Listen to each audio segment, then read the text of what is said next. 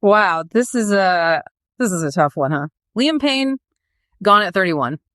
I mean, One Direction, that was like our lives for a while there. Yeah, it's hitting everyone pretty hard and fast. You can't deny how big they were, how much they changed music, even now, years later. It's just so sudden. So we're all trying to figure this out, right? We've got these two articles, fresh off the press, Le Figaro and BFM TV, both French, both reliable. They're digging into what went down in Argentina. So we're going to deep dive into it with you.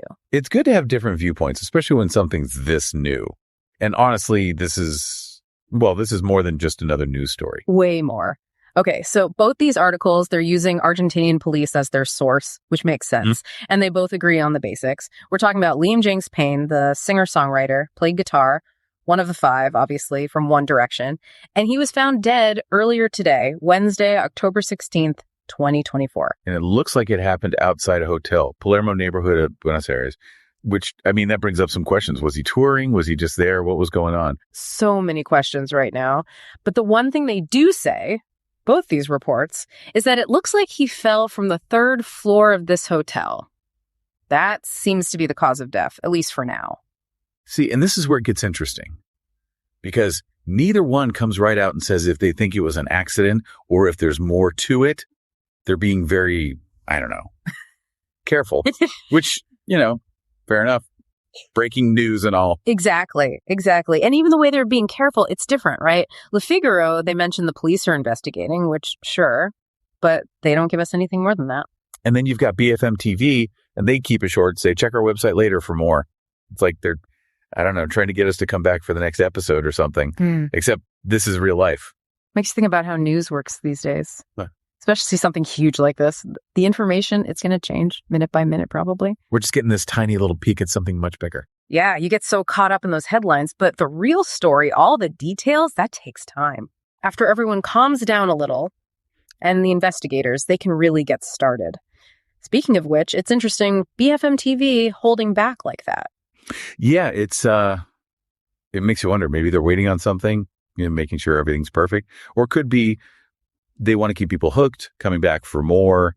It's a tough one when it's such a sensitive topic. And then Le Figaro, they're playing it pretty close to the vest, aren't they? Almost like, I don't know, they want to be seen as the responsible ones, not trying to make it a bigger thing than it already is. That's a really good point, actually. It just shows how even right out of the gate, you get these different approaches, right? Some outlets, it's all about being first.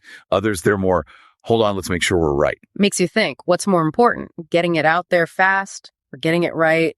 Tough call. No easy answers there. But what you got to do if you're going to really stay informed is see that those biases are there. Every outlet, they have their thing, their way of doing things. Like getting different sides of a story, right? Different people tell it different ways. You're the one who has to figure out what really happened. And while we're figuring things out, we can't forget, I mean, this isn't just a news story.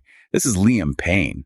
This is a real loss. His family, his friends. Think about all those fans all over the world. They loved his music. This is going to hit them hard. It's easy to forget that part when you're just reading articles, but there's a real person at the heart of it. And One Direction, they were huge, global. They weren't just a band. They were, I don't know, part of growing up. Exactly. And Liam, even after they went solo, he was doing well, still making music. He was young. He had so much time. That's what makes it just awful. Makes you think about what it's like, being famous. All the pressure, we see the good stuff, the success, but there's always another side to it. A side we don't see. Yeah. And when something like this happens, well, it makes you think about it. It reminds you that even the people who seem like they have it all, they can be struggling. And then the big question, right? What happened? Why did he fall? Was it an accident? Or is there more to it? It's like, we've got a few pieces, but we don't even know what the puzzle is yet. We've got these reports, but it's also, I don't know, early still. That's breaking news for you, right? Get you all fired up, but then the real work starts. Asking the right questions, really trying to figure out what's going on. Like, what are the police going to find? What else don't we know yet? What's this going to mean for, how people see him, the music, his legacy and all that? Those answers, they're going to take time. But for right now, I think what's important for everyone listening is, well, don't just believe everything you read. Yeah. Especially these days, you got to think for yourself. It's so easy to just read a headline, see a tweet, and decide that's the whole story. But usually there's a lot more to it than that. A lot more. And I think that's what we want people to take away from this. While we're waiting to hear more, let's all just take a minute. Think about how we process this stuff, Yeah. How can we stay informed, but also be respectful?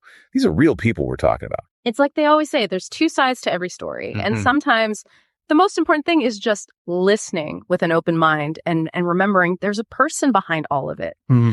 Thanks for being here with us for this. It's a tough one, but it's important.